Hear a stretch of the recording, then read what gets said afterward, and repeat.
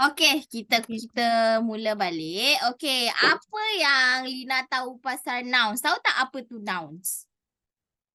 No. Do you know? Okay, nouns is kata nama. Means that something that have names. Okay, so let's see for the first one. For first category is things. Okay, benda. Apa benda? Nouns untuk benda. Sebagai contoh kata nama untuk benda macam cars, paper, pen, pillow. Benda-benda barang lah, kata nama untuk barang. Okay.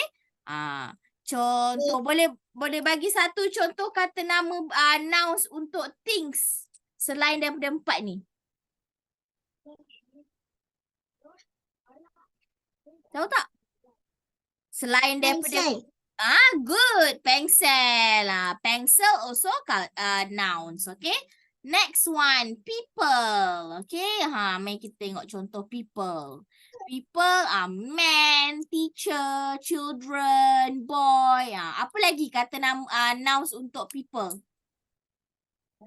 Girl. Good job, girl. Okay, now let's see for the third one is animals. Okay. So, untuk animals, kita ada tiger, cat, lion and snakes. Macam-macam lagi. Apa lagi yang Lyna boleh bagi? Apa dia? Bird. Bird. Good job. Okay, last one is place. Okay. So, place. Apa lagi nouns untuk places?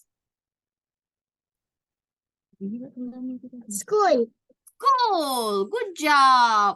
Places ni kita boleh letak country, kita boleh letak state, kita boleh letak daerah. Okay? Okay, now sekarang kita tengok muka surat 11. Okay, tengok. Dia ada bagi 4 kolom. Okay. So, dekat sini dia kata, fill in the columns below correctly.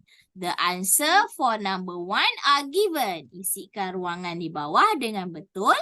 Jawapan-jawapan untuk nombor 1 telah diberikan. Okay, nombor 1 dah diberi jawapan. Okay, nombor 1, people, mother. Nombor 2, lepas tu things, car.